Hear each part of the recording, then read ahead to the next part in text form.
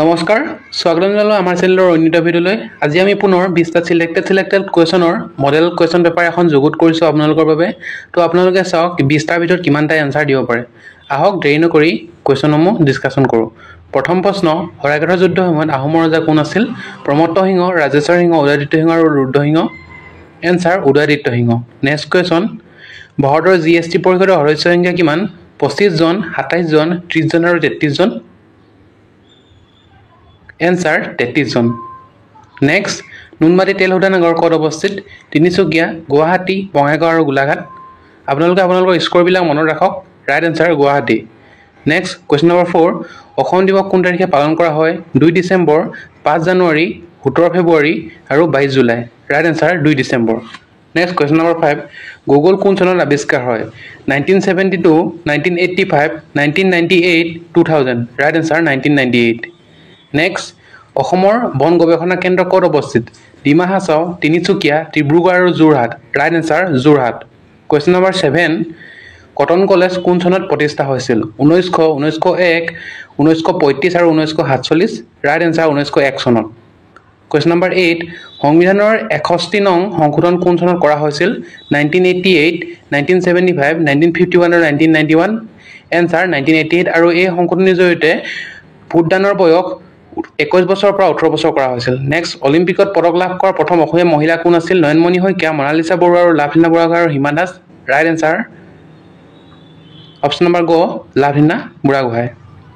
Next question number 10, Zubeen গাৰ্গক কোন চনত লুইত কণ্ঠ উপাধি প্ৰদান কৰা হৈছিল? 2014, 2017, 2019 আৰু 2021। ৰাইট এনসাৰ অপশ্যন নম্বৰ খ, 2017।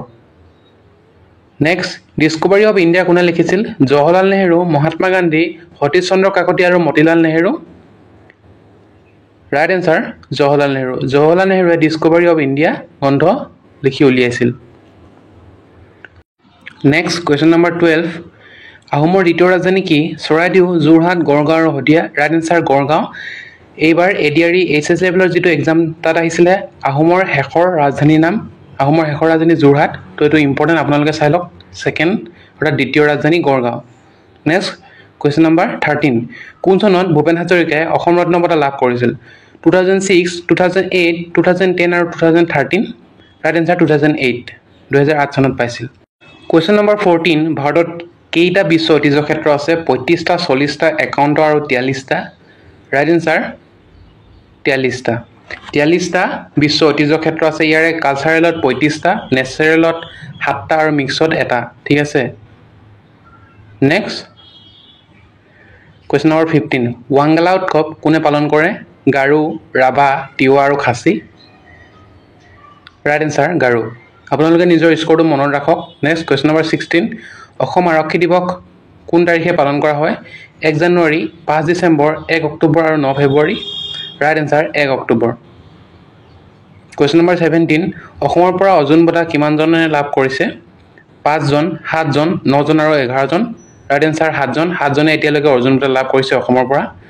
কুৱেশ্যন নম্বৰ 18, তলৰ কোনটো ৰং অলিম্পিকত নাই? বিকল্প দিয়া আছে ৰঙা, নীলা, ক'লা আৰু বগা। ৰাইট এনসাৰ ইয়াৰে বগা হ'ব। ৰঙা, নীলা আৰু ক'লা অলিম্পিকত আছে, গতিকে অলিম্পিকত নাই বগা। ৰাইট এনসাৰ গহটোৱে হ'ব বগা। নেক্সট কুৱেশ্যন নম্বৰ 19, ছিকিমত কেইখন ৰাষ্ট্ৰীয় উদ্যান আছে? 1, 2, 3 আৰু 4খন। ৰাইট এনসাৰ এখনেই আছে ছিকিমত ৰাষ্ট্ৰীয় উদ্যান, আৰু সেইখনৰ নাম হৈছে কাঞ্চনজংঘা ৰাষ্ট্ৰীয় উদ্যান। কাঞ্চনজংঘা ৰাষ্ট্ৰীয় উদ্যান ছিকিমত আছে, আৰু ছিকিমত এখন ৰাষ্ট্ৰীয় উদ্যান আছে। নেক্সট কুৱেশ্যন নম্বৰ 20, এইটো আজি আমাৰ শেষৰ প্ৰশ্ন। অসমত প্ৰশাসনিক বিভাগ কেইটা আছে? 4টা, 5টা, 7টা আৰু 6টা। এই এনসাৰটো মই নকওঁ, আপোনালোকে কমেণ্ট কৰক অসমত প্ৰশাসনিক বিভাগ কেইটা আছে, আৰু আপোনালোকে 20টাৰ ভিতৰত কিমানটা উত্তৰ দিব পাৰিলে সেইটোও কমেণ্ট কৰিব। আৰু আপোনালোকে ইয়াৰ পৰা গম পাব আপোনালোকৰ প্ৰিপেৰেশ্যন কেনেকুৱা হৈছে। Thank you. আপোনালোকে আপোনালোকৰ প্ৰিপেৰেশ্যন ভালকৈ কৰক।